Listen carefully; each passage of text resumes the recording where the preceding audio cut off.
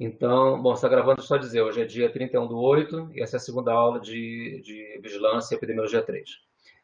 Então tá. Então deixa eu abrir aqui o garantir que está aberto para começar a compartilhar a tela já com a coisa aberta, né? Só um minutinho. Aqui, pronto. Então voltar aqui e compartilhar a tela. Daniele, você vai ficar por aí? Ou você tem aula? Você tem aula, né? Não, professor, o professor coloca vídeos da aula de hoje, aí a gente pode assistir de manhã, à tarde. Ah, tá bom. Não, então eu vou te pedir o seguinte, eu não vou, por exemplo, eu sei que José Carlos está sem áudio de novo aqui, né? Ele está com problema lá no computador. Então eu vou dividir a tela, mas eu ia te pedir para se aparecer alguma coisa no chat, você me alertar, tá? Porque eu não vou Tá, conseguir se pode deixar. tá? Tô Então, procurando o livro que o João colocou também no, que ele comentou lá no Aprender. Tô procurando ele aqui para tá, compartilhar. tá. Eu só não tô, o meu compartilhamento de tela ele não está localizando o resto das coisas que estão abertas, engraçado? Só um minutinho. Ah, não, já sei por quê. Não sei por quê. Ok. Compartilhar a tela. Essa mesmo. Eu vou mudar só do. Aqui. Pronto. Agora vocês devem estar vendo a minha tela do Aprender. E eu vou trocar para a tela da apresentação do Anderson. Não, essa não. Essa aqui. Gente, eu vou tentar aqui fazer uma coisa que eu queria a tela cheia. Aqui. Pronto. Vocês estão vendo a tela cheia? Sim. Sim, Pronto. Então, beleza. sim. É porque tem gráfico, quem não viu, tem gráfico que o número é muito pequeno, então eu vou querer discutir com vocês, mas o ideal seja que a gente consiga olhar os números também em alguns gráficos, tá? Bom, então olha só, vamos usar essa apresentação que ele fez como assim o ponto de partida para a gente falar sobre vigilância da Covid, né? Aí a gente já aproveita e fala algumas coisas de alguns conceitos que são importantes, né? Tanto conceitos novos quanto conceitos que vocês vão trazer, né, de semestres passados que são importantes para a vigilância, né? Então, assim, essa é uma aula que não é uma aula teórica, é uma aula de discussão sobre vigilância, né, com o caso da Covid-19 que está aí na nossa porta, tá? Então, vamos lá. Então, o título é Desafios e Potencialidades da Vigilância em Saúde e Contribuições da Avaliação em Tempos de Covid, e é do Anderson, como eu falei, né, que é um parceiro da Fiocruz, né, um cara muito bom e foi secretário de Vigilância no Ministério da Saúde até muito pouco tempo, né? Então, eu não vou passar os 33 slides, eu anotei alguns pontos importantes, né? Em alguns slides, aqui é só, né, a, a ficha do SARS-CoV-2, né? Tem muita gente, aliás, que faz confusão.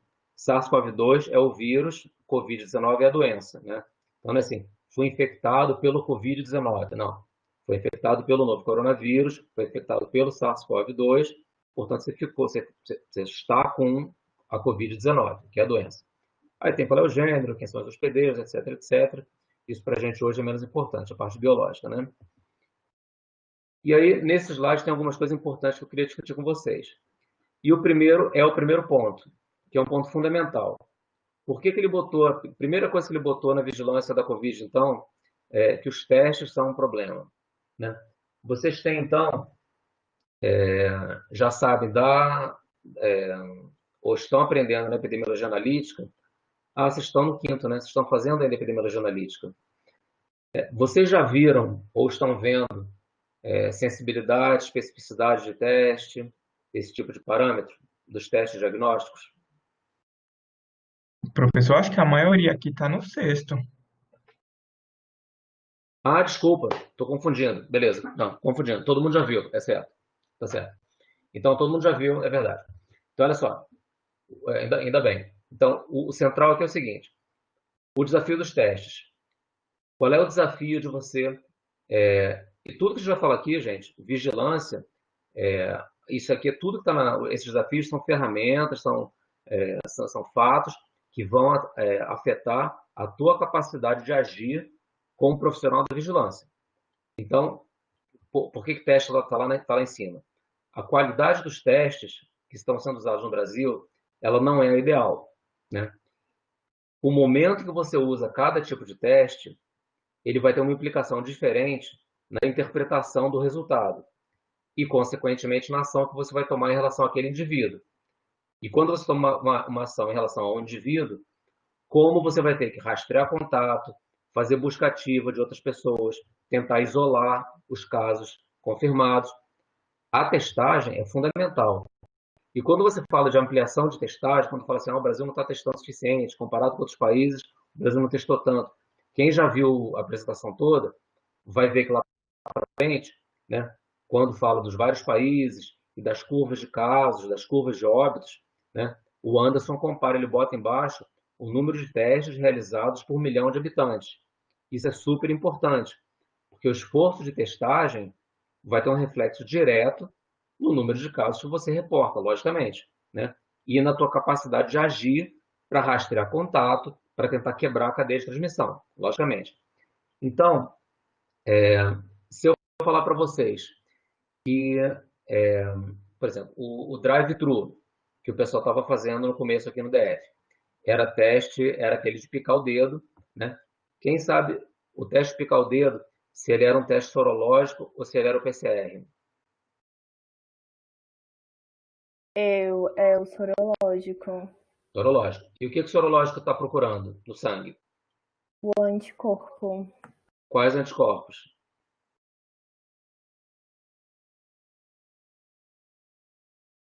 Eita, ainda não peguei não sei essa resposta. Não lembra de FB2?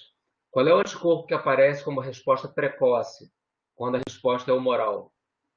Qual é o primeiro que aparece? Tem um precoce e um que demora mais a aparecer e fica durante mais tempo como um marcador de uma infecção que não é recente. Quais são É o esses dois? IgG e o IgM?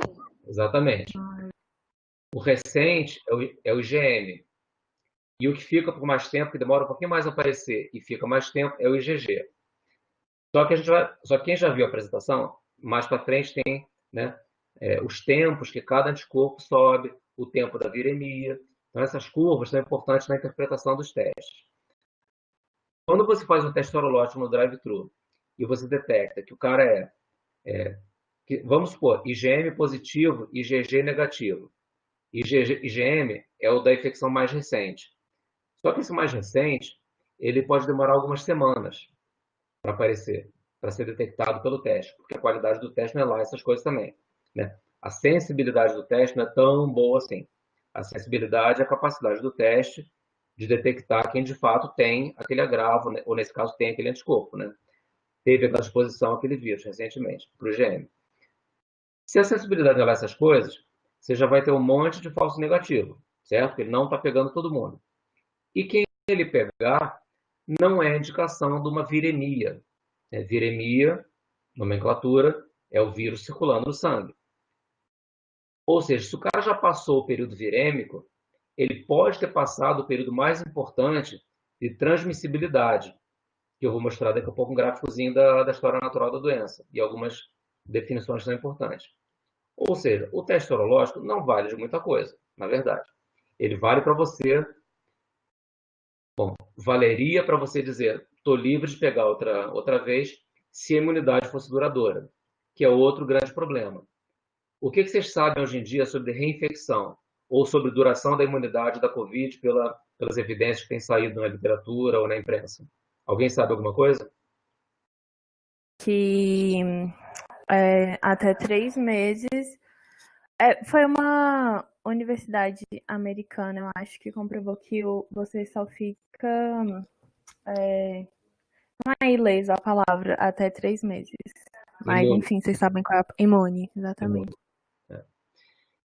Então, essa foi um estudo. Como a gente está descobrindo a história natural da doença, à medida que a doença vai avançando, é um pouco difícil, né, a gente afirmar hoje com muita certeza que a imunidade de fato só vai durar 3 meses, porque é uma evidência. Mas lembra que nos critérios de causalidade, para você dizer, olha, isso aqui está certo, isso aqui causa aquilo ali, ou para você ter uma força de evidência da qualidade científica que um estudo gera, você tem que ter consistência, né? Consistência é você repetir o mesmo estudo várias vezes, em populações diferentes, obter o mesmo resultado. E isso a gente não tem ainda com a Covid, porque tudo é muito novo, né? Mas é uma indicação, há uma indicação que a imunidade não é tão duradoura quanto a gente esperaria que fosse. E já tem alguns casos, né, que dizem que é reinfecção, mas pode ser capacidade de mutação do vírus, que pode ser maior que o da influenza, por exemplo, né? E a vacinação que a gente faz da gripe todo ano, né, você vacina uma vez por ano, né? E você cobre 3 tipos, se for no sistema público, ou 4 tipos, se for na rede privada, que a rede privada importa a tetravalente. E essa proteção, ela dura até o próximo período, né, sazonal da gripe, da influenza.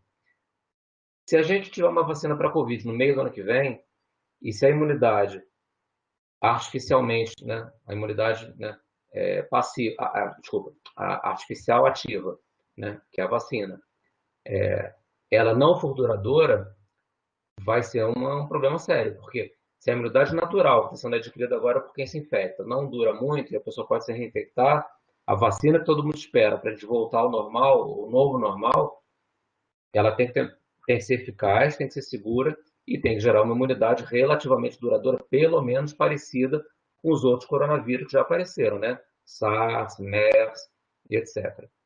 Então, é uma preocupação grande isso. Mas Pra voltando, ver se eu.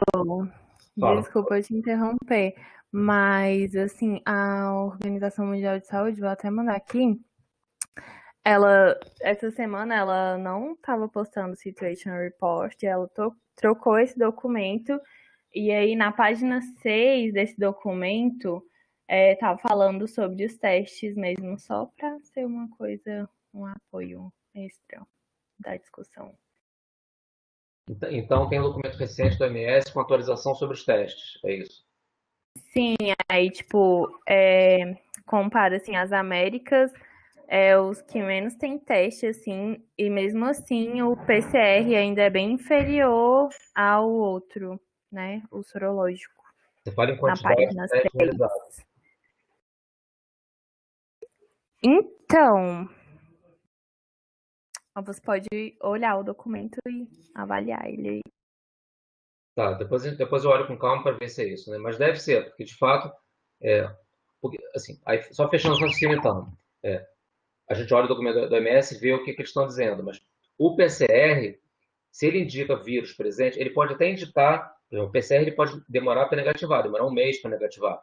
Vocês viram um exemplo mais clássico aí foi o Bolsonaro, né? Que diz ele que ficou doente e tal, deve ter ficado realmente, a gente fala que não, mas que demorou para negativar.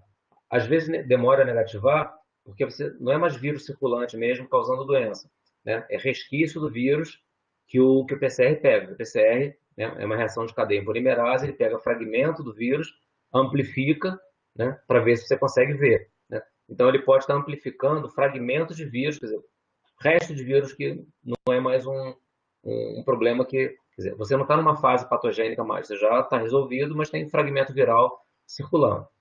Mas no início, quando a viremia sobe muito, é muito fácil detectar e aí você tem que acoplar o resultado do PCR com o início do aparecimento dos sintomas. Aí, se você casar as duas coisas, você sabe que a pessoa está doente e tem a sintomatologia toda, etc. Então, não é assim um mês depois, né, dos sintomas e do PCR positivo. Se ainda tiver PCR positivo, você ainda está doente. Não, é resquício do vírus. Ou seja, todo teste tem limitação, mas a qualidade dos testes é um problema, assim, na interpretação. Por isso que né, que acho que é importante vocês terem né, essa teoria em mente da diferença do sorológico e do PCR, que aí vai ficar mais claro depois quando quem não viu vir agora o gráfico né, das curvas, da viremia da subida dos anticorpos, da resposta, né, tanto celular quanto humoral. Professor, Oi. eu acho importante também falar, porque muita gente acha que, tipo, se você fizer o teste rápido, já é prognóstico para a doença, mas de acordo com a Anvisa, o PCR é que faz o diagnóstico pro COVID, né? Então, se eu fizer o teste rápido e eu quero fazer esse diagnóstico se eu tô realmente com COVID, eu tenho que fazer o PCR, né? Sim, exatamente pelo que a gente estava falando antes. O teste sorológico, se ele der positivo, quer dizer que você teve contato com o vírus, não quer dizer que você está doente. Aham. Então, porque se der, principalmente se der IgM negativa e IgG positivo, lembra que IgG é aquele que fica mais tempo depois, né? Muito provavelmente, quase com certeza, você não está mais doente. Você teve contato com o vírus, você provavelmente foi ou sintomático muito leve ou assintomático, passou pela infecção e você respondeu, você tem uma memória imunológica da tua infecção. Mas para você de fato dizer que está doente, você tem que fazer o PCR para achar o vírus circulante no sangue, né? Aí de fato, você tem razão. Fez sorológico, está doente, isso não é razão para você afasta do trabalho, 14 dias em casa, tá? Não, você faz PCR para ver em que estágio você está. Você está doente mesmo? Porque você pode ter uma infecção leve realmente, e você está doente e transmitir. O assintomático também transmite, né? Mas por isso tem que ver se você tem viremia, se tem vírus circulando no sangue. E para isso, como você falou, é o PCR, não é o teste sorológico. O sorológico detecta anticorpos no sangue, que é memória imunológica, né? Então é exatamente isso. Então, essa é a questão dos... Ah, e tem mais uma questão dos testes que eu queria comentar rapidamente. A prevalência de doença da Covid, vocês acham que ela é baixa, média ou alta no Brasil?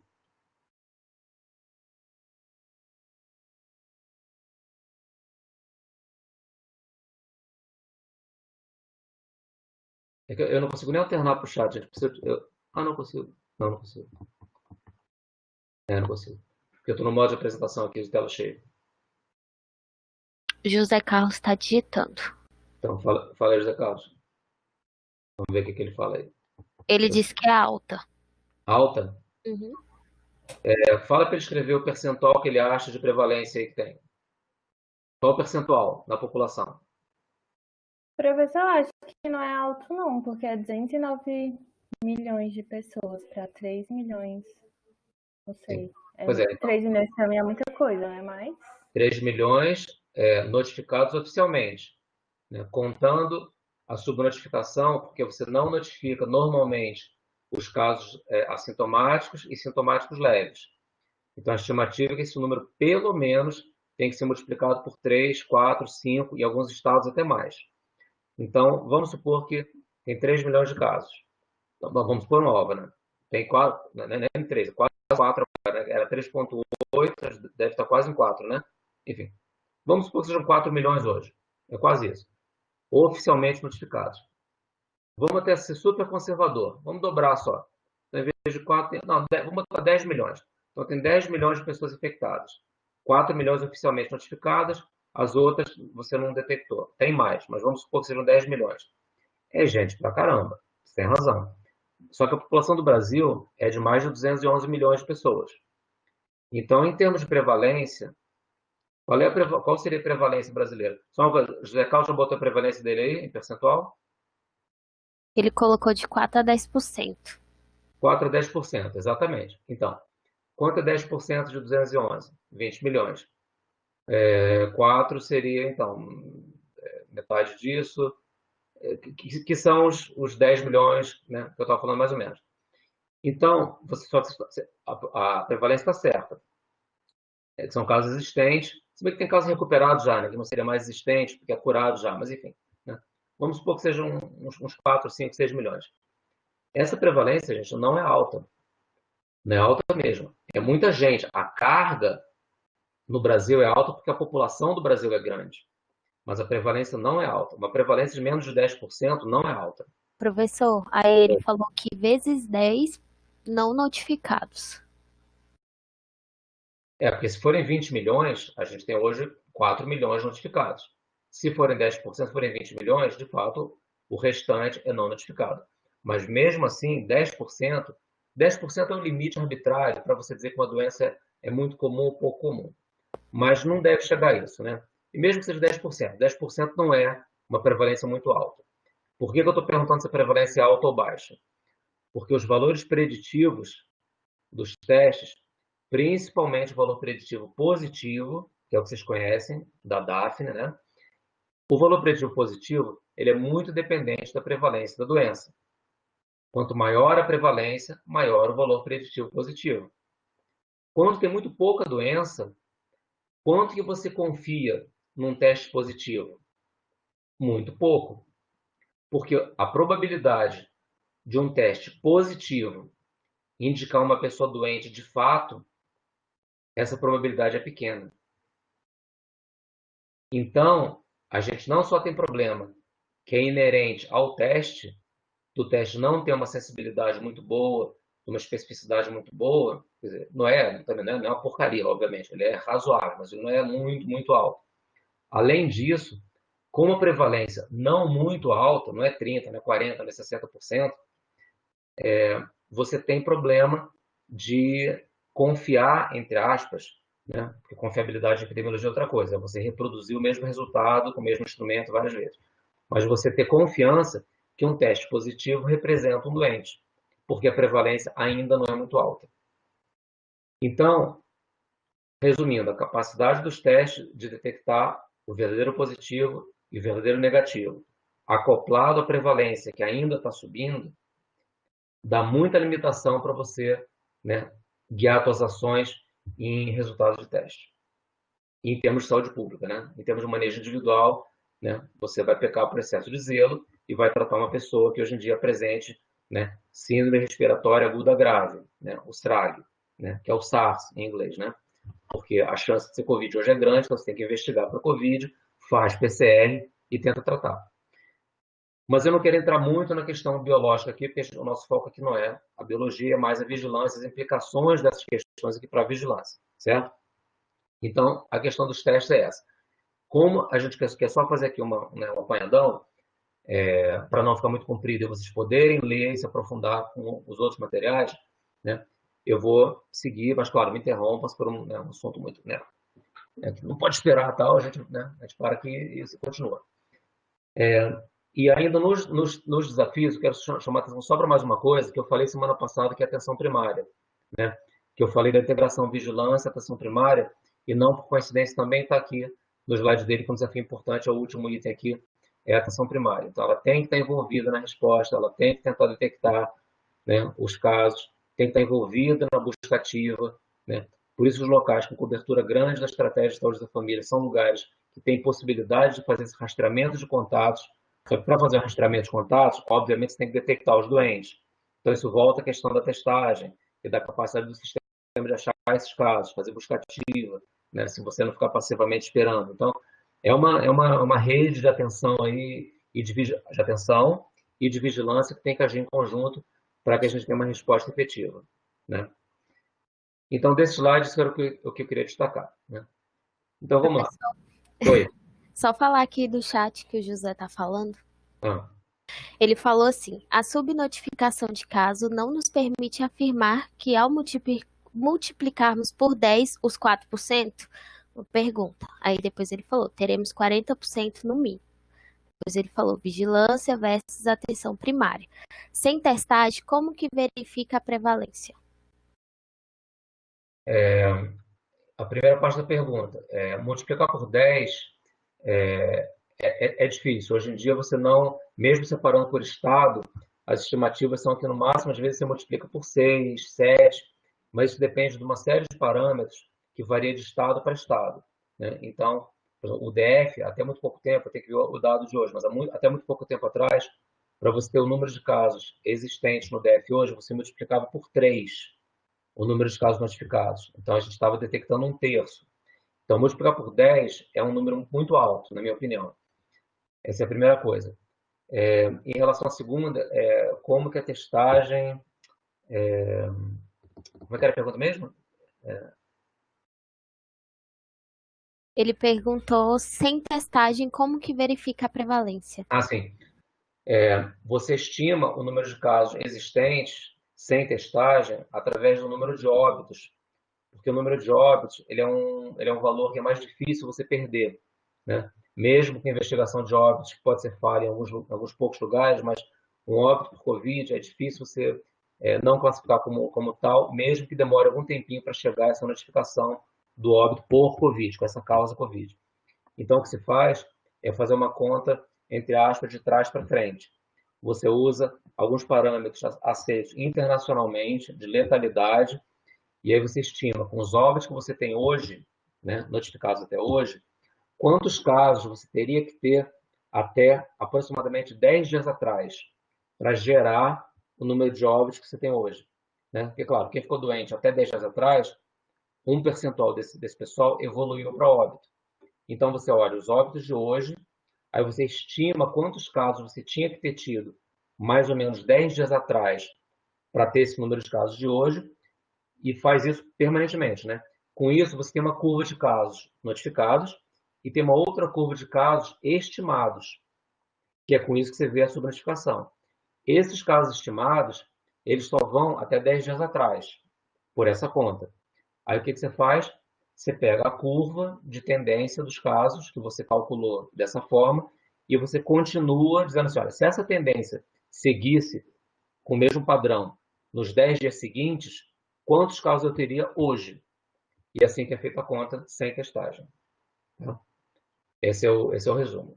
Tá? Mas é um procedimento bem aceito e que, enfim, a maioria das pessoas usa para estimar o número de casos existentes, mesmo com subnotificação, usando o número de óbitos. Tá? Então vamos lá. Então esse slide que eu estou mostrando agora é o curso da doença, né? Ou história natural, como queiram, né? Aquela diferença de curso clínico, história natural, né? Eu não vou ler isso aqui que vocês sabem, né? Né? O que é história natural, vocês sabem de FB3. A prevenção são as mesmas de qualquer vírus respiratório, então vocês estão cansados de saber quais são as medidas não farmacológicas, né, de prevenção, lavar a mão, descartar material infectado, etc., usar, enfim, higienizar a superfície, etc., né? As rotas e risco, né? O coronavírus, os coronavírus comuns do resfriado se espalham, né, da mesma forma como esses vírus respiratórios, então vocês todos sabem agora, secreção infectada, então espirrou, caiu na mesa, vai ficar a mesa contaminada e você pode se infectar. Aliás, uma coisa que me incomoda, não sei se eu falei semana passada, assim, você vê médico, enfermeiro, profissional de saúde, sanitarista eu não vi ainda, falando na televisão, no rádio, assim, não, porque a gente tem que trabalhar para evitar a contaminação dos profissionais de saúde, a contaminação do pessoal da segurança. Gente, não é contaminação de gente se infecta. Você já sabe disso, né, do semestre passado. O que se contamina é água, alimento, ambiente, né? As superfícies, fômite. E gente, sabe, de peso, falando, não, eu me contaminei. Eu vi um profissional de saúde do DF dizendo que se contaminou numa cirurgia. Ele fala assim, eu me contaminei durante uma cirurgia porque não tinha face shield, era só uma máscara cirúrgica. Tá? É engraçado, né? A gente sabe a nomenclatura e o pessoal continua falando contaminação pelo vírus das pessoas. Mas, enfim, né? Pelo menos vocês não vão fazer esse erro, né? Então tá, aí voltando aqui, então contato direto, né? Hoje, né, as gotas de aerossol, né? Com espirro, tosse, fala. Claro que isso tem que ser uma proximidade. E em casa, um ambiente fechado, claro, se não tiver ventilação, facilita tudo isso. O que a gente já falou de todos os vírus de transmissão aérea, né? Infecção secundária em membros de família, 7 a 12%. Eu vou falar um pouquinho de intervalo serial, que está citado nesse terceiro ponto aqui. Vamos guardar esse conceito por enquanto. E esse intervalo serial, né, mais ou menos 3 dias e meio, né? Eu só vou dizer assim, a definição é o tempo que demora entre aparecer sintoma no caso do índice e aparecer sintoma no caso secundário, né? Então, esse tempo tem sido estimado em 3 dias e meio, mais ou menos, né? E vocês sabem que local de longa permanência para idoso tem sido um lugar comum de aparecer surto. Na Europa, na Suécia, principalmente, a Suécia foi um país que escolheu no começo não fazer isolamento, não sei se vocês viram isso. E o que morreu de idoso em casa de repouso, essas instituições que os idosos vão para, né, para ficar com cuidados médicos e tal, foi uma enormidade. A Suécia achou que, né, porque a opção inicial deles foi ir para a imunidade de rebanho. Não, deixa todo mundo circular, a gente vai atingir a imunidade de rebanho e vai resolver o problema. Morreu muita gente. Foi quase assim, o pessoal falava assim, olha, eles estão fazendo seleção natural. Um troço assim meio questionável, né? Mas, enfim, cada um pode julgar. Deixa eu ver se está chegando onde eu queria. Aqui, exatamente aqui. Então, aqui eu queria falar rapidamente do intervalo serial, porque é um conceito importante para guiar as ações de vigilância, né? Aí eu não sei se está dando para ver, mas se não der para ver, cada um depois no seu, acho que, né, imagino que esteja dando para ver. Deixa eu mexer aqui no mouse. Então, olha só, a definição do intervalo serial é o tempo entre o início do sintoma, no caso o índice, e o início do sintoma, no caso secundário, quer dizer, o caso que pegou a infecção do caso índice, do primeiro caso, ou caso primário, como está chamando aqui em cima em vermelhinho. Então, olha só, tem 3 cenários, 3 situações. Por que é importante a gente tentar estimar esse intervalo serial? A diferença entre, né, o tempo de ter o sintoma no caso índice e de ter o sintoma no caso de quem esse segundo, né, fulano pegou a infecção. Se você assume esse primeiro caso aqui, o intervalo serial é igual à incubação. Aí quer dizer que esse período azulzinho aqui, que é de transmissibilidade, desculpa, bobagem. Isso aqui é incubação, né? O cara se infectou, incubou até aqui, até a linha pontilhada. Todos eles incubam até a linha pontilhada, né? A infectividade é essa curva de sino aqui. Desculpa, a transmissibilidade é essa curva de sino aqui, né? Se o cara tem essa distribuição para transmitir, ele transmite um pouquinho antes de começar a ter sintoma e um pouquinho depois, que é o que acontece geralmente nos resfriados comuns, né? Você transmite um pouco antes, mas depois de ter sintomas você transmite também. E é mais ou menos igual a distribuição do tempo antes e depois do início do sintoma. Se essa é a situação, mais ou menos esse intervalo serial vai ser igual à incubação, porque em média o cara vai transmitir antes e depois. Então, em média, quando o primeiro caso começar a ter sintoma, vai ser o período de incubação no caso secundário, porque ele transmite de forma uniforme ao redor do horizonte clínico. Vocês viram FB3, que é quando você passa da fase assintomática para a fase sintomática no período patogênico. Beleza. Segundo caso, o intervalo serial ele é maior do que a incubação. Então, nesse caso, a pessoa não transmite, tá vendo? Ao redor do horizonte clínico. Ela começa a transmitir só depois de ter sintoma. Então, nesse caso, vai demorar mais para o segundo caso mostrar sintoma. Ele vai começar a mostrar sintoma mais tarde aqui. Então, aqui, a incubação ela é menor que o intervalo serial, certo? Vai demorar mais para o segundo caso acontecer. Porque o primeiro caso ele só começa a transmitir depois de mostrar sintoma.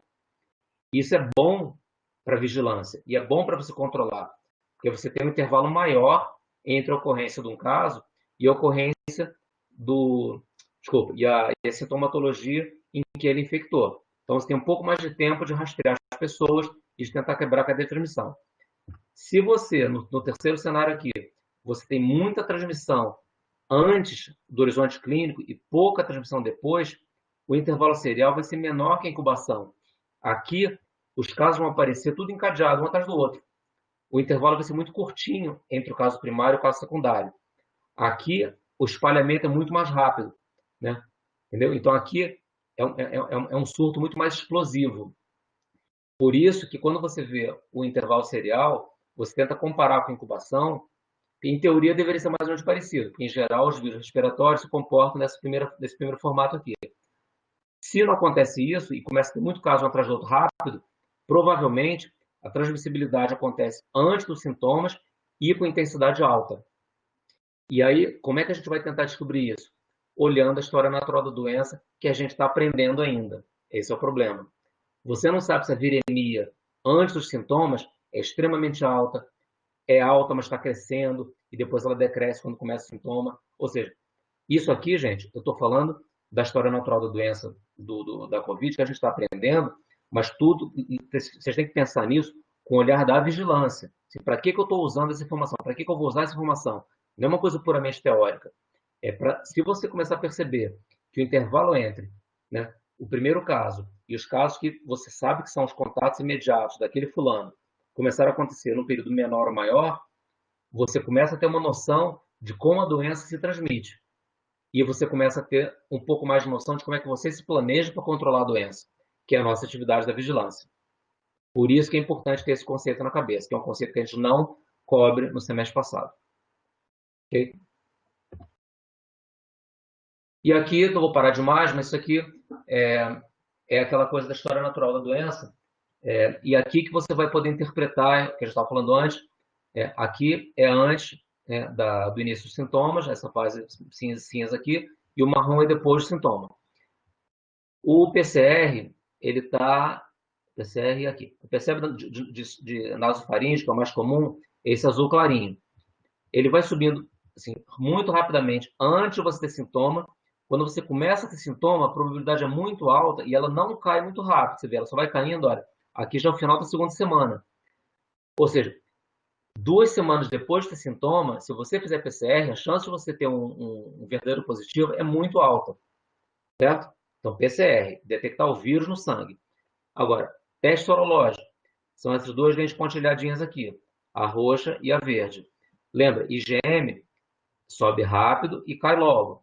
Esse mais escurinho aqui, né? É o IgM. A linha verde é o IgG, é aquele que sobe junto, mas ele permanece por mais tempo, né? Ele indica infecção mais antiga. Então, quando você faz um teste sorológico, você pica o dedo e dá IgG positiva e IgM negativa, é infecção velha, certo? Se você tem IgM, que é o roxinho, positiva, a infecção está mais perto do início, certo? Então, se você faz o IgM da positivo, faz o PCR, porque essa linha azul clara, ela está caindo, mas não caiu tanto ainda, né? Então, você é capaz de pegar ainda a tua viremia. E você pode, com a combinação desses dois resultados, ter uma ideia de quando que você se infectou. Aí você tem que fazer esse rastreamento para trás, para você poder fazer o rastreamento dos contatos, bom, então eu devo estar na minha segunda semana, terceira semana de infecção. Aí essa matemática que você tem que fazer para tentar interpretar junto o teste sorológico e o PCR. Então, esse gráfico aqui, né, que pode daqui a 3 meses ser completamente diferente. Né? Pode descobrir que o crescimento é diferente, que cai mais rápido, mas hoje o que se sabe é isso. Né? Isso é importante para interpretar os resultados, para poder guiar as nossas ações. Ok? Então, olha só. Esses números são importantes, claro, né? Enfim, depois vocês podem ver. Isso aqui já tem umas 2, 3 semanas, esses números não valem mais, né? São número de casos, óbitos por região, etc. Esses dois slides, né, são as unidades sentinelas. SG é síndrome gripal e SRAG é a síndrome respiratória aguda grave, que é a versão em português do SARS. Né? Então, é para ver, né, como o Brasil está estruturado na vigilância, né, e essa estrutura que a gente está usando, né, para notificar. O Covid se notifica no Brasil inteiro, mas essas são as sentinelas para você ver o que circula no Brasil. Então, você usa essa rede sentinela para te dizer também sobre as tendências dos vírus respiratórios. Né? Antes da Covid, essa rede era usada para você ver que tipo de vírus está circulando. O H1N1 está voltando? É H2N3? Qual é o tipo de vírus primo do H1N1 que está circulando? Qual vai ser a cepa que na próxima temporada de gripe vai circular? É a tipagem dos vírus que circulam nessa rede sentinela que te dá essa informação. E agora, claro, a gente tem essa rede para ajudar no diagnóstico da Covid. Esse é o slide. Agora eu não estou vendo o número, gente. Tá, então agora, aqui começou, vai ter um monte de gráfico, vai ser muito difícil ler por conta do número, mas eu queria chamar a atenção para algumas coisas que vai dar para ver. Então, aí eu quero que alguém me explique. Oi. Você está em que slide? 8, 9? Só para poder acompanhar aqui do lado, porque Sim. eu acho que ficou parado lá no... Ué, parou? É o slide 12. Obrigada, Ian. Porque para mim sumiu o númerozinho embaixo, porque eu estou na tela cheia. Eu vou ler o título antes de começar a falar de cada um para não dar confusão. Eu estou no slide que são os gráficos, são novos casos diários confirmados de Covid-19 por 1 milhão de pessoas entre países com mais de 100 milhões de habitantes. Tá? Desculpa, esse aí é o 13. Então, esse é o 13? O anterior é o mapa das unidades sentinela? Eu tô no primeiro mapa. Isso. Então, eu tenho o mapa da distribuição das unidades sentinela. Aí eu estou no primeiro mapa que tem aquele monte de linhazinha. O primeiro. Não, então o seu pula 1, porque Ué? depois desse das distribuições, né, o mapa tem esse mapa de sentinela. Aí tem países com mais de 100 milhões de habitantes. Isso. É isso E que eu o próximo é novos óbitos diários confirmados. Não, esse eu estou no novos casos diários. O próximo é novos óbitos diários. Eu estou no novos casos ainda. Tá certo. Tá cortando aqui um pedaço. Não, tá certo. É o 12 mesmo. É o 12. É o 12. Obrigada, gente. Obrigada, professor. Obrigada. Eu vou lendo o título. Nice. Então, olha só. Nesse aqui é muito difícil ler, claro, né, né, a legenda. Eu só vou mostrar aqui o Brasil com a mãozinha. O Brasil é essa linha cinza aqui, ó, que estava abaixo, né, de México. Isso aqui não dá para ler que país que é, mas é essa linha aqui, ó, que vai cinza, aí de repente sobe, passa todo mundo, né, vai super alto, e depois foi ultrapassado pelos Estados Unidos, isso no dia 120, depois do primeiro caso por milhão de habitantes. Então, o Brasil só foi passado em número de casos, né, em número de casos diários, né, pelos Estados Unidos, 4 meses depois do início da pandemia no Brasil, né? E a pergunta que eu queria fazer é a mesma informação, só que aqui é em escala linear, aqui logaritmo, que é a mesma coisa. Porque na logaritmo você consegue discriminar melhor esse monte de país que está apinhado aqui, tudo, né, um em cima do outro aqui embaixo do gráfico. Tá? Aí a pergunta que eu queria fazer para você é o seguinte: por que o Anderson fez questão de mostrar aqui embaixo a população e o número de testes por milhão de habitantes?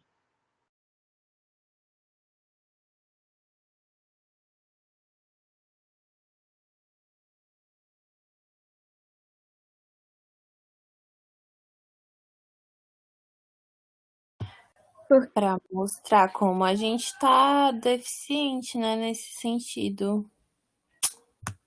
Então, e essa deficiência se reflete em quê? Como é que você vê essa...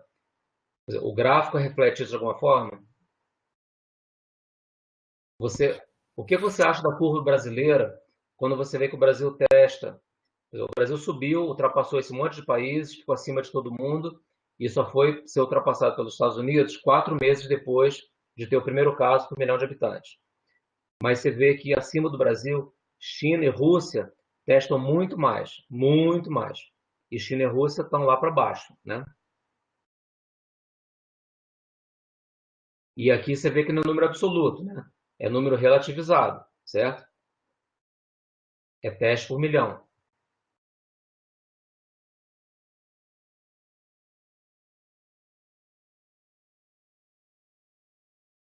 Gente, quanto menos você testa, obviamente menos você vai achar, porque você só vai achar quem você testa.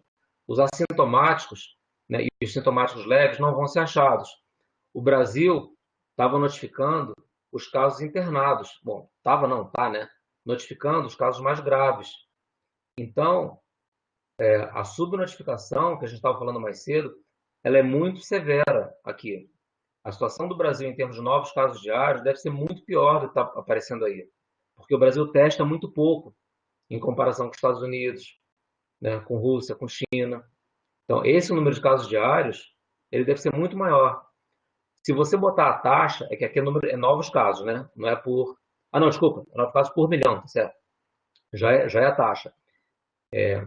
A taxa, ela é um número comparável. Então, você pode comparar qualquer país aqui, né? Não depende da população. Então, será que o Brasil estaria nessa situação já tão ruim ou estaria pior? Provavelmente estaria pior, né? Os Estados Unidos testa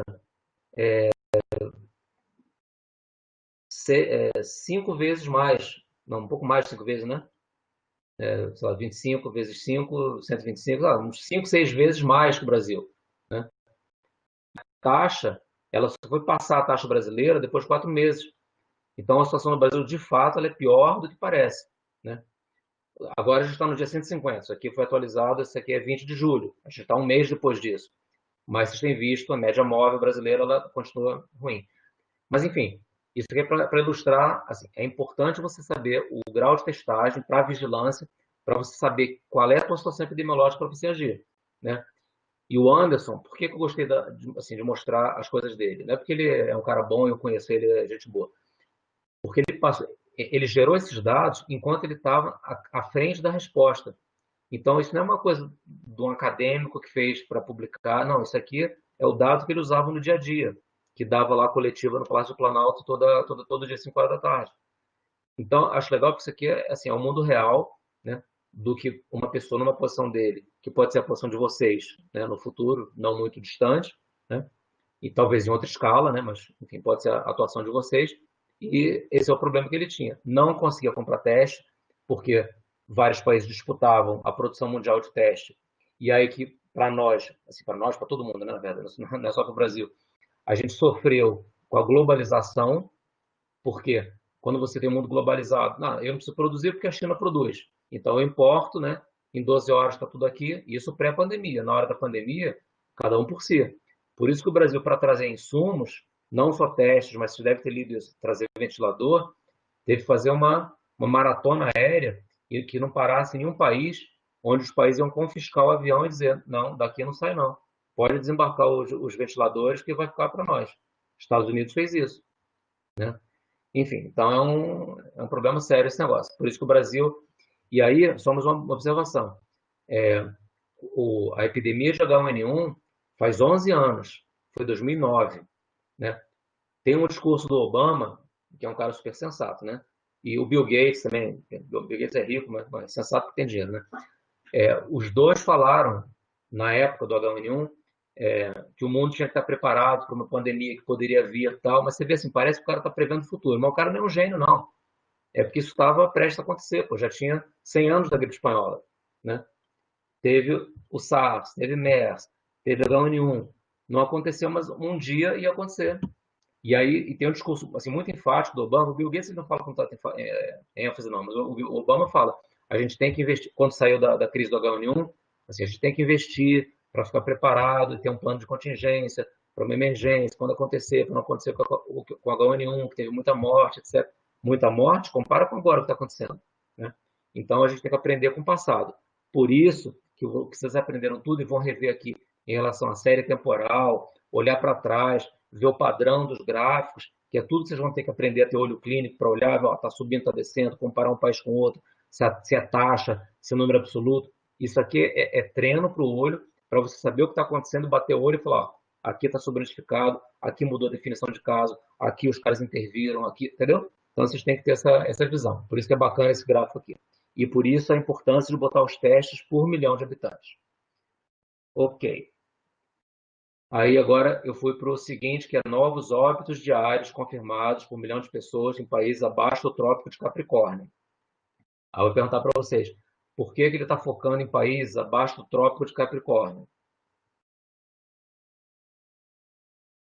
Qual seria a hipótese?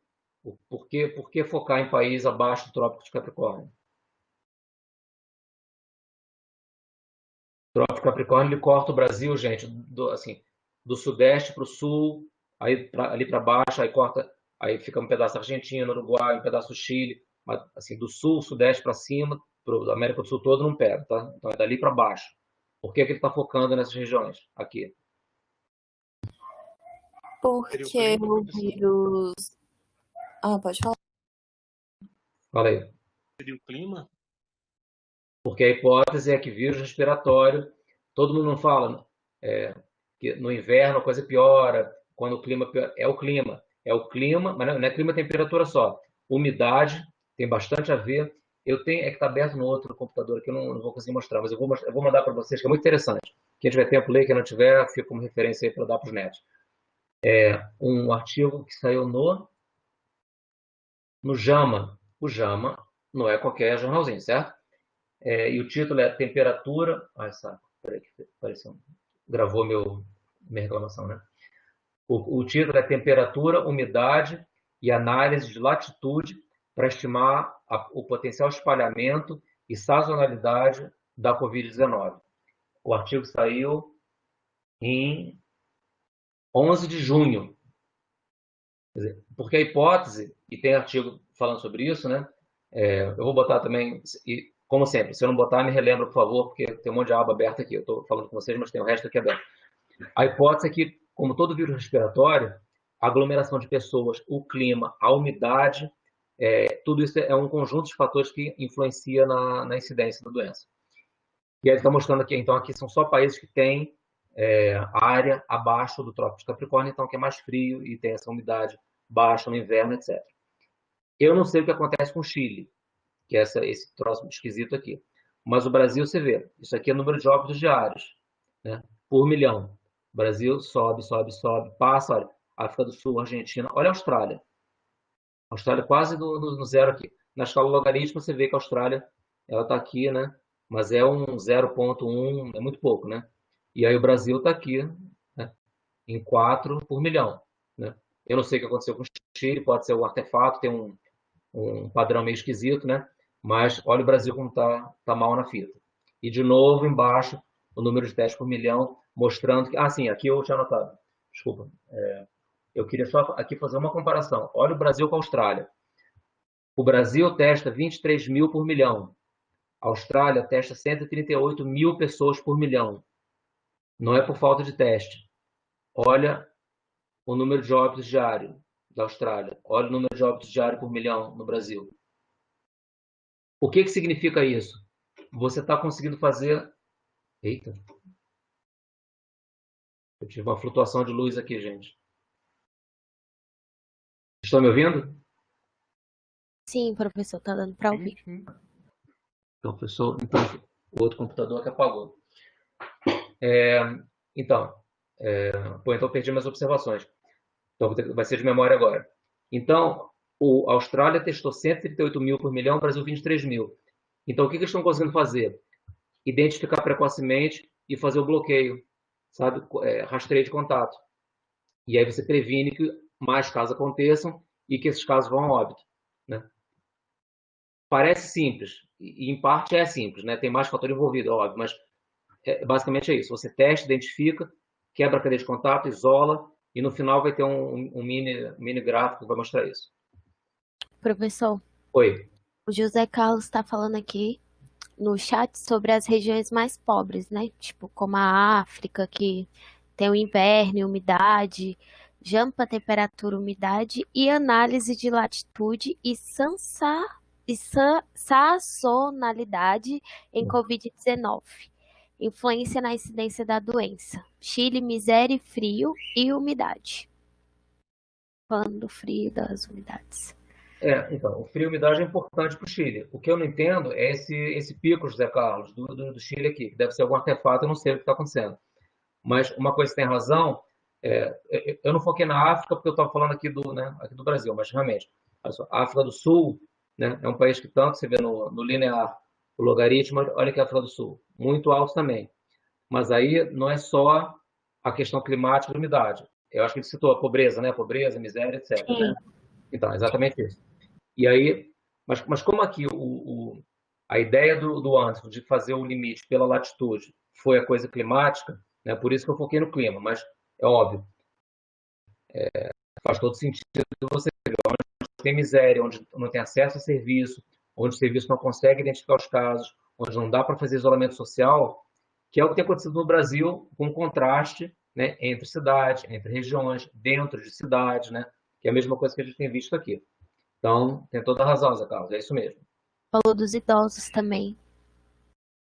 Mas a estrutura etária aqui, eu acho que, eu não sei se ela apita tanto, porque, por exemplo, o Chile é um país mais envelhecido do que a África do Sul. A Nova Zelândia é um país mais desenvolvido. O Brasil está em transição. Porque é um país com muito idoso, se ele não tomar as medidas, vamos assim, dois países iguais, em termos de medidas de contenção. É claro que a estrutura etária vai variar, mas aqui, esses gráficos são uma combinação desses fatores todos, né? Estrutura etária, pobreza, acesso a serviço, o clima, umidade, etc. Então, esse conjunto de fatores que está levando esse padrão a aparecer. Mas só não vamos perder de vista, gente, que a gente não está tentando aqui explicar só a pandemia. A gente está tentando ter um olhar para saber, quando você olha um gráfico desse, o que você pensa para a vigilância? O que eu tenho que fazer? O que isso denota? O que isso mostra que a vigilância fez certo ou que fez errado, né? Então, é claro, você tem que saber por que está acontecendo. Por que na África do Sul tem tanto caso? É muito contraste, é muita pobreza. Qual é o país envelhecido? O Chile é um pouco mais envelhecido que o Brasil. Então, o Chile tem muito caso? Pode ser isso, mas também é porque tem, né, a questão climática. Então, é esse conjunto de fatores. É claro, isso vai guiar a atuação como gestor, como pessoa de vigilância, né? Então, vamos lá. Agora, eu passei para o próximo, que é taxa de letalidade de Covid-19, tá? Por percentual de pessoas entre países, né, também com área abaixo do Trópico de Capricórnio. E aqui é mais importante ainda, né, os testes por milhão. Aí é uma questão matemática até mais simples, né? Por que que o Brasil está aqui em cima? O Brasil, se não está testando em larga escala, e ele está identificando as pessoas que são mais graves, que são as pessoas que estão internando, estão chegando nos hospitais, é claro, você tem um super viés, né, em relação à severidade da doença. Então, a letalidade no Brasil vai ser normalmente mais alta porque ele testa muito pouco. Os nossos 23 mil por milhão, comparado com todos os outros países aqui, ele vai botar o país com uma letalidade, olha, de 3% e 4%. Isso é extremamente alto, né? E não é real, claro. Isso é letalidade. É quase como você fala assim, é, isso configura, assim, eu vou arriscar dizer assim, é letalidade hospitalar. É claro, tem alguns casos, tem esforços aí de drive-thru, testagem em massa, faz coisas e tal, mas na prática isso é letalidade hospitalar, né? Os países que fizeram testagem em massa, ou pelo menos com uma amplitude maior que a brasileira, eles não têm só os casos que estão mais severos, eles têm os casos também mais leves, né? Então, essa é a diferença. E aqui, então, nesse slide eu quero reforçar. Na interpretação disso aqui para vigilância, é onde você consegue fazer mais claramente a ligação entre o nível de testagem e a interpretação do indicador super importante para nós, que é a letalidade. E lembra que a letalidade é uma indicação da gravidade da doença. Então, a doença no Brasil, para vigilância, então, ela é mais grave? O vírus aqui, porque você pode perguntar assim, de repente é uma cepa que no nosso hemisfério é diferente, um sorotipo que é mais virulento, mais agressivo, tal.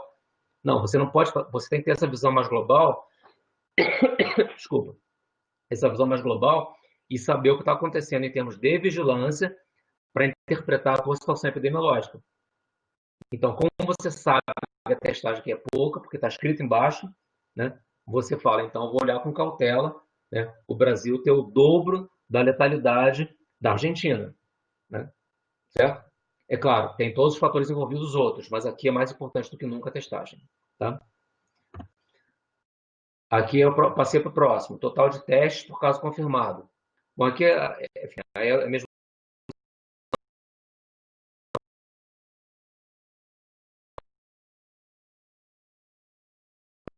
nesse no próximo, sobre conceitos que vocês já viram, mas eu vou só dar uma reforçada porque é importante para todas as ações de vigilância que vocês vão ver de agora para frente, e a gente vai, na medida do possível, usar a Covid, né, como exemplo.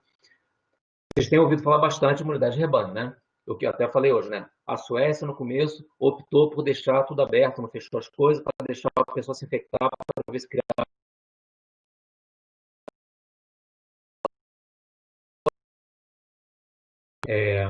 E o que é imunidade de rebanho?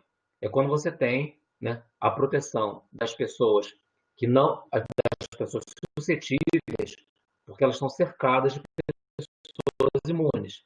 E essa imunidade pode se dar por vacina ou pela infecção natural. Claro, no caso da Covid, né, não tem vacina, então você conseguiria imunidade de rebanho se você deixasse a população se infectar naturalmente, claro, porque não tem outro jeito, não tem né, a infecção artificial, né, que você faz aquele desafio ao sistema imune com a vacina. Opa, desculpa. Então, você teria que deixar a população se infectar até um nível que chegue nesse equilíbrio aqui, que está no meio do gráfico. Quando o número de suscetíveis já caiu o suficiente, né, e o número de infectados já atingiu um pico, que você tem um equilíbrio entre os suscetíveis que caíram e os recuperados que subiram. Então, o número, né, da taxa de reprodução, que é esse valor que agora ficou famoso, que é esse tal de CR0, que todo mundo fala na imprensa e tal, quando esse valor é 1, quer dizer que cada caso novo consegue, em média, gerar outro caso. Aí, logicamente, se quando esse número, né, ele abaixa de 1, ou seja, quando ele passa desse ponto aqui para a direita, você começa a diminuir o número de infectados. Por quê? Esse número sendo menor do que 1, cada caso novo não consegue nem gerar outro caso, em média. Claro que não existe 0,8 pessoas, né? Mas, em média, cada 100 casos, né, que acontecem, eles geram 80 casos secundários, que vão gerar 60, que vão gerar 40. E aí você consegue ter a epidemia em declínio. Então, esse é o famoso R, a famosa taxa de reprodução que vocês ouvem falar na imprensa, e que tem tudo a ver com imunidade de rebanho, né? Por quê? Quanto maior essa taxa de reprodução, ou seja, quanto maior a probabilidade que um caso gere casos secundários, maior a rapidez, maior a força desse vírus. Então, por que tem tanta gente tentando, para ajudar a vigilância, tentar estimar qual é a taxa de reprodução do SARS-CoV-2?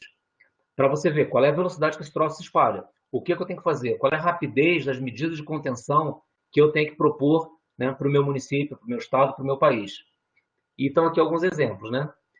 Os dois da esquerda aqui da Covid é uma situação de baixa transmissão e de alta transmissão.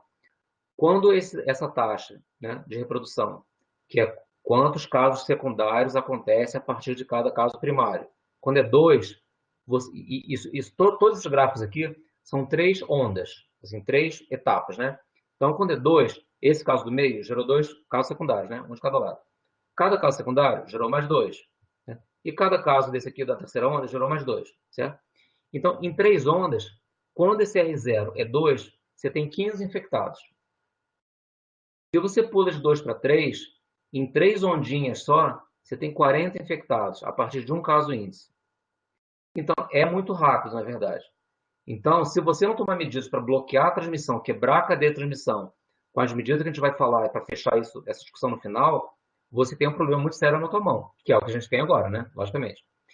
E para comparação, para fins de comparação, tem outras doenças aqui com seus, né, com seus R0s. Né? Então, gripe espanhola, lá em 1918, era menos de 2, era 1,8. Né? Então, dava 7 infectados, né, a cada 3 ondas. Ebola, com transmissão alta, mesmo 2 aqui né, da baixa transmissão da Covid. Mas olha que assustador aqui embaixo quando você olha, né, quando tem o R0 mais alto, quando a capacidade de disseminação do vírus é muito mais intensa, muito mais rápida. Né? O SARS, né, que era outro coronavírus, né, 3 já dá 40, que é a mesma coisa né, desse de cima aqui. Mas olha só, a varíola, que está erradicada, era 6. Né? Para cada caso, eram 6 casos secundários. Aí cada 6 era mais 6 e assim por diante. Então, em 3 ondas, você tinha 259 casos, a partir de um casinho só. Varicela, 10, em 3 ondas tem mais de 1.100. E sarampo, que agora, por baixa cobertura vacinal, que é outra coisa que a gente vai discutir bastante no futuro, por baixa cobertura vacinal, você tem um monte de bolsões de baixa cobertura com surtos de sarampo no Brasil, a taxa de produção de sarampo é muito alta. Cada caso, né, que aconteça, se ele encontrar gente suscetível em volta, ele vai conseguir gerar 15 casos secundários. Cada um desses 15, encontrando gente suscetível à sua volta, vai gerar mais 15. Em 3 ondas, um caso de sarampo gera 3.600 casos. É muita coisa. Então, não pode bobear com cobertura vacinal de doenças que têm um potencial de transmissibilidade e um potencial epidêmico muito alto, como o sarampo, por exemplo. Okay? Então, eu já falei de imunidade de rebanho. Como já são 8h20... Professor, rapidinho, você sabe quanto é que tá o R0 do Brasil, assim, ou tem que dividir por região, sei lá? Tem que dividir. O Brasil tem 27 epidemias. Não adianta... Tem gente que fala assim, não, é porque tem um número, né? Nacionalmente, está um pouquinho abaixo de 1 no Brasil. Só que não adianta você falar isso, porque está abaixo de 1.000 porque tem 10 estados que estão em estabilidade, 5 estados estão crescendo, outros estão caindo. Então, qualquer número nacional, já falei para vocês isso antes, né? É uma média das 27 unidades federadas. Né? Então, o que a gente tem que se preocupar é com a resposta local. Então, assim, o DF, eu acho que está em expansão.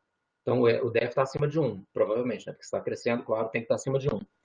Mas, número nacional, não deu muita importância. Dê importância quando no Jornal Nacional liga um dia e vê o tal de Márcio Gomes, que é o cara que botaram agora para ser o homem da Covid lá, que ele fala da média móvel e tal. É muito interessante quando eles adotaram essa estratégia. E adotaram que o governo parou de divulgar, fazer as coletivas de imprensa e tal. Aí fizeram aquele consórcio de imprensa, né, que compila os dados e divulga todo dia na hora dos jornais de grande audiência. Quando esse Márcio Gomes mostra lá no Jornal Nacional a média móvel, né, ele mostra para o Brasil, só que ele mostra por estado se está em expansão ou em decréscimo.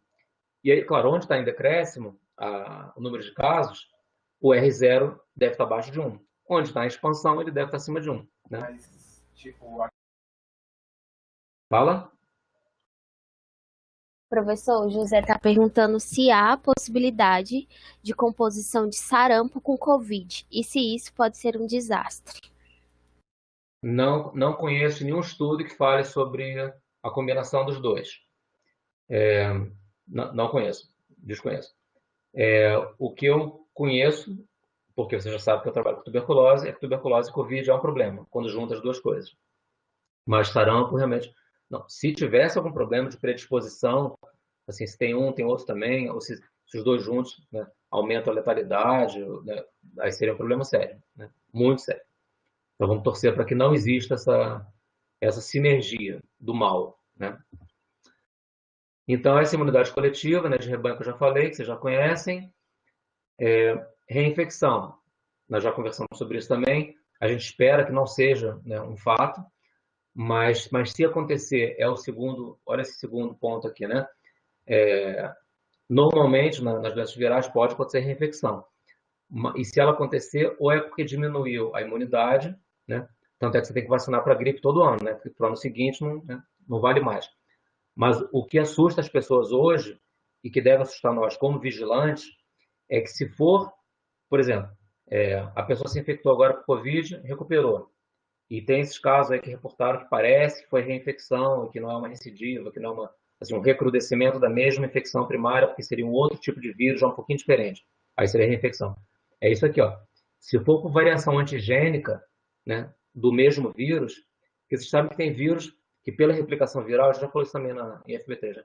Pela replicação viral, eles podem, na replicação, errar uma base ou outra, um nucleotídeo ou outro, né? Então, a fita de material genético do vírus, ela acaba mudando um pouquinho. E se ela muda, só que se ela mudar o suficiente para o anticorpo que você gerou não reconhecer mais aquele vírus como o mesmo da primeira vez que você teve infecção, o anticorpo já não funciona mais. Aí você vai se reinfectar, porque o vírus já mudou o suficiente para não ser reconhecido.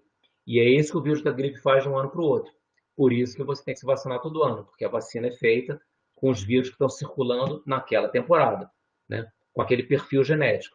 Então, se o SARS-CoV-2 ele tiver a capacidade de mutação tão rápida que na mesma temporada, assim, com 3 meses de intervalo, né, ele já consegue ser diferente geneticamente o suficiente para causar outra infecção, nós estamos lascados. E aí, haja isolamento, haja máscara, haja álcool gel e haja internet boa para fazer atividade à distância, porque aí bata na madeira, vamos torcer para não ser isso. Ele pediu para comentar um pouco sobre tuberculose e Covid também. O caso da tuberculose e da Covid é porque a tuberculose ela já é decorrência de uma imunodepressão, né? Uma pessoa mal nutrida, uma pessoa que está com algum tipo de deficiência imunológica, ela está mais predisposta a desenvolver tuberculose. E a imunossupressão, ou qualquer imunodepressão, ela predispõe você a viroses. Se o vírus circulante é o novo coronavírus, você... eu lembro que quando eu falei de TB, eu falei que uma grande proporção da população brasileira e da população mundial tem infecção latente, que só quer dizer que você teve contato com o vírus em algum momento do tempo. Com o vírus.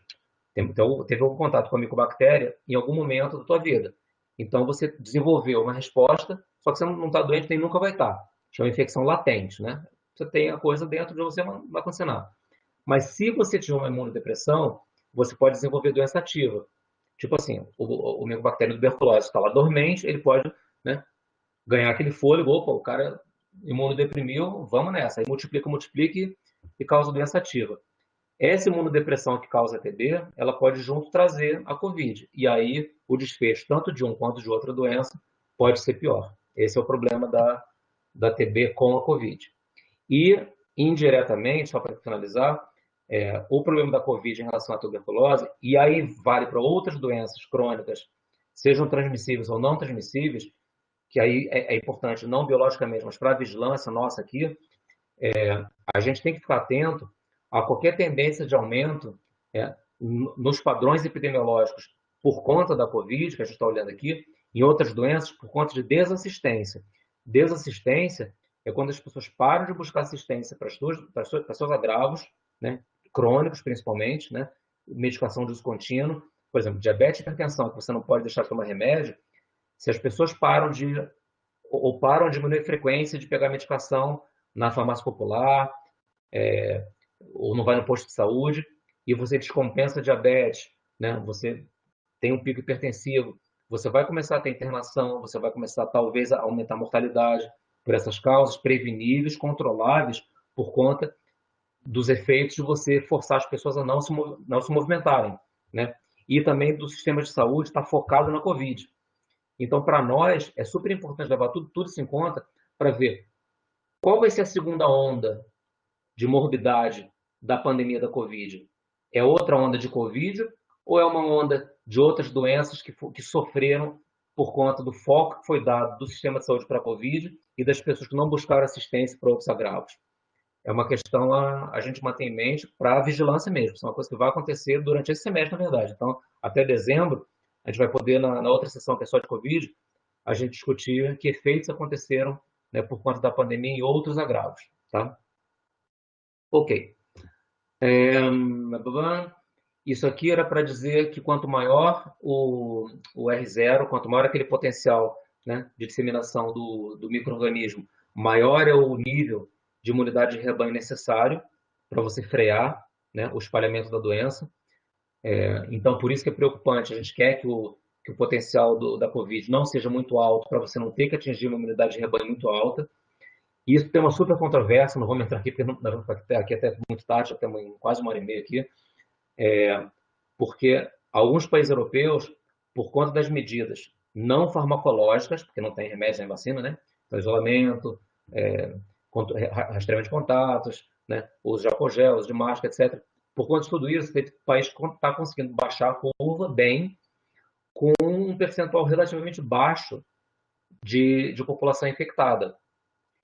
Então, isso é imunidade de rebanho. Você pode chamar de... A gente fala assim, a Noruega tem 15% da população infectada e a curva está em decréscimo. Então, para esse novo coronavírus, talvez não precise realmente uma imunidade de 70%, 60%, 50% da população imune para você ter imunidade de rebanho. Olhem isso com muita cautela, porque esses países, eles abriram mão das outras medidas, as de isolamento, as não farmacológicas, já que não tem medida farmacológica, eu acho que não. Então, assim, você vê foto na Europa de gente nos parques, sem máscara, de restaurante aberto, etc. Mas há uma certa distância entre as mesas, as pessoas têm uma consciência que não podem se deslocar sem necessidade, e a resposta nesses países no começo da pandemia foi muito forte. Era a polícia na rua, dizendo onde você vai.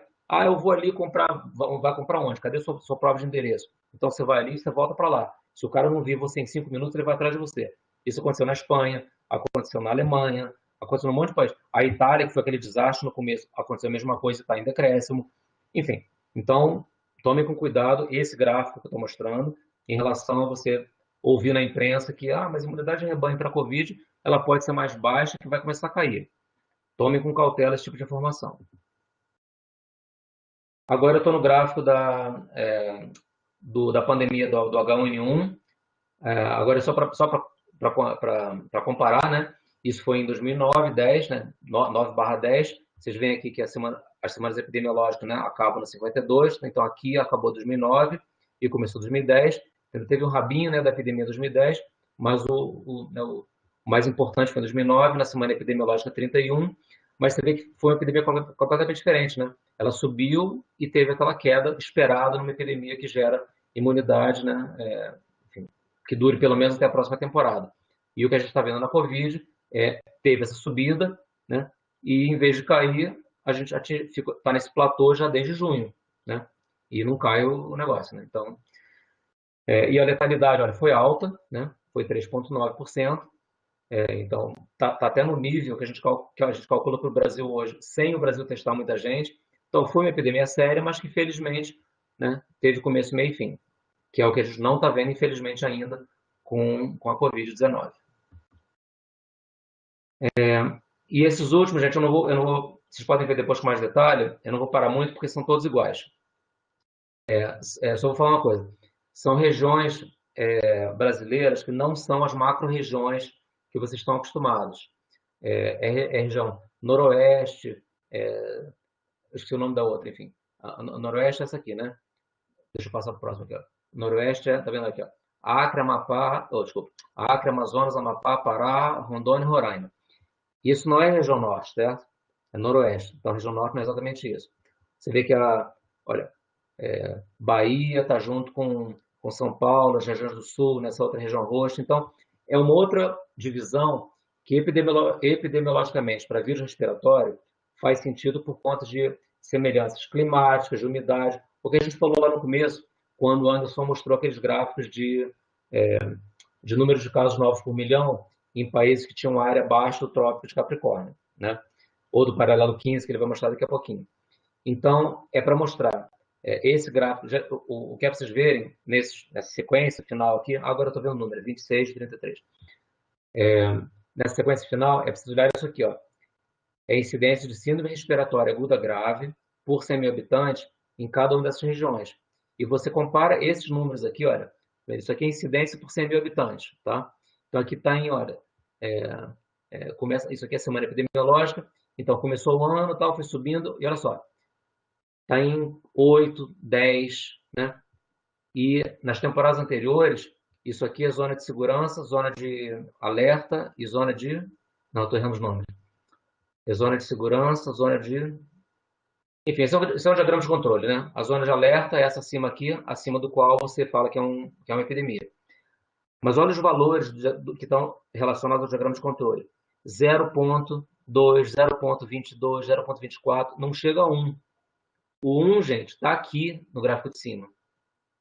Então, já passou de longe qualquer limiar epidêmico, de muito de longe, em todas as regiões. Então, olha, essa é o noroeste,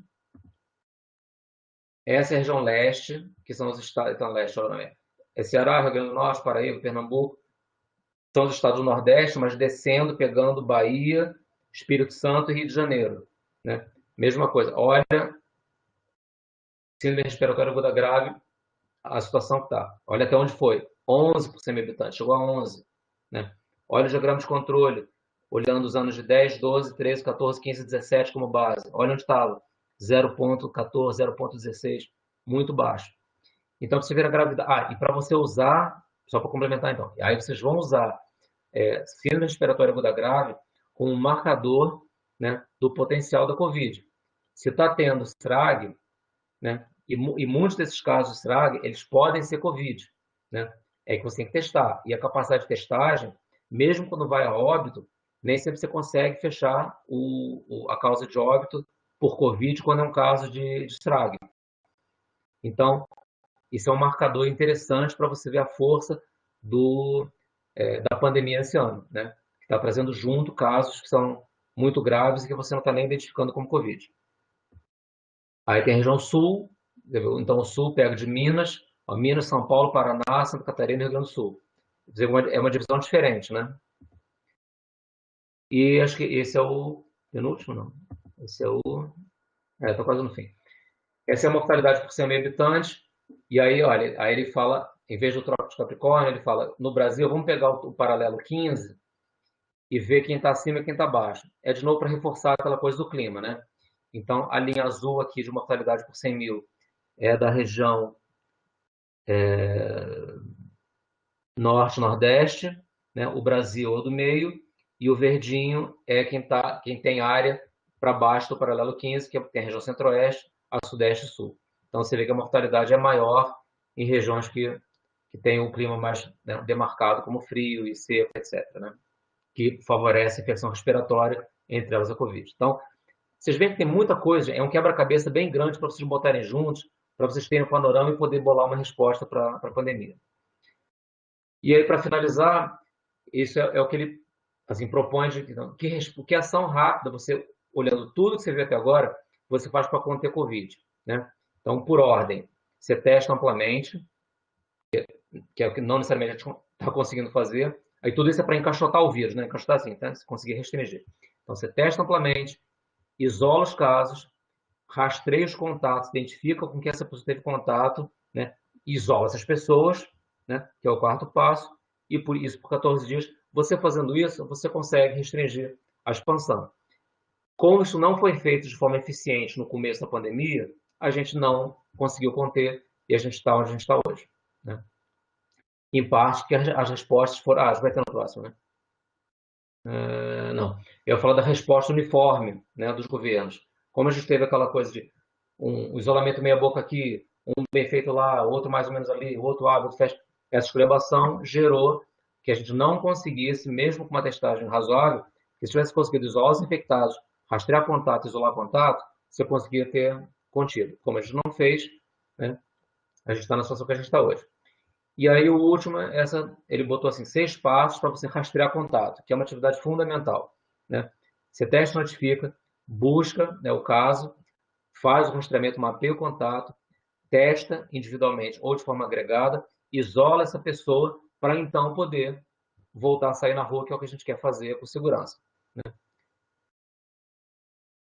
E no final, assim, para comunicar riscos é menos importante para tudo que a gente falou hoje, mas é um ponto importante, mas é só enfim, é um elemento extra, tá? Gente, então era isso que eu queria discutir com vocês, em relação à Covid e vigilância. Eu estou parando o compartilhamento de tela e eu quero tentar voltar agora.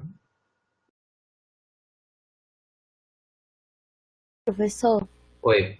a Muriel está perguntando se por enquanto não está sendo possível ver as aulas gravadas. Por causa daquele problema que o senhor explicou no início. Eu acho que se você entrar, vai pedir login e senha também. Eu acho que por enquanto você não vai conseguir ver. Mas assim que resolver, eu vou comunicar a vocês. Não tem problema não. Pronto, já vou conseguir voltar. Pronto, voltei. Então, deixa eu ver se tem alguma coisa que... desculpa, eu não falei o que era. SG é síndrome gripal, tá, José Carlos? É que tinha síndrome gripal de um lado e a síndrome respiratória aguda grave do outro, né? A SG é síndrome gripal, tá? Sim, tá respondido embaixo, não vi. Tá bom.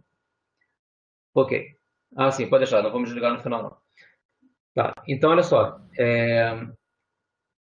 Estou respondendo, Muriel. Por enquanto, eu acho que não vai conseguir ver, mas eu vou botar no fórum assim que resolver. Vou mandar mensagem hoje mesmo para o Natan, porque isso foi de tarde, daí começou a circular mensagem.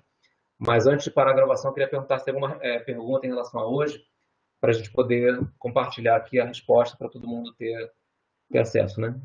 Se for o caso.